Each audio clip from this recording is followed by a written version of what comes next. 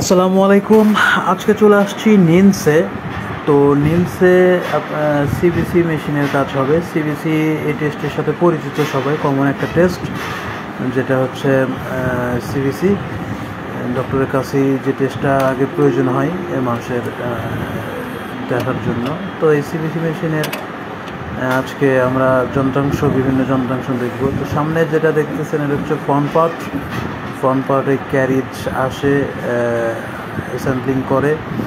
তো এটা যদি ডান পাশে দেখায়, তো ডান পাশে রয়েছে কিছু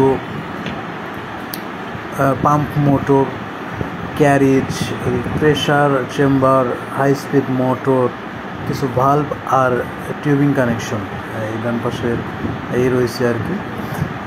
আর যদি এদিকে এই পাশে বাম পাশে দেখাই, তো বাম পাশে রিয়েজেন্ট সিরিঞ্জ রয়েছে, 3টা আলাদা আলাদা রিয়েজেন্ট সিরিঞ্জ।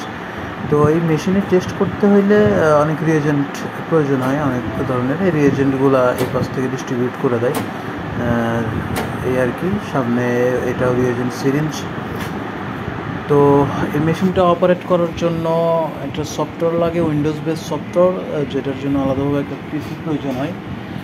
পিসি থেকে আমরা মেশিনকে বিভিন্ন কমান্ড, সফটওয়্যার মাধ্যমে বিভিন্ন কমান্ড দিয়ে মেশিন তার কার্যক্রম পরিচালনা করে আর কি।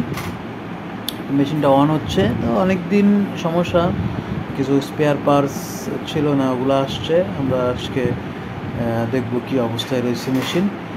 তো মেশিনটার প্রবলেম হচ্ছে রেজাল্ট দেয় কিন্তু একটা প্যানেলের, অর্থাৎ ডাব্লিউসি প্যানেলের রেজাল্ট সে দেয় না।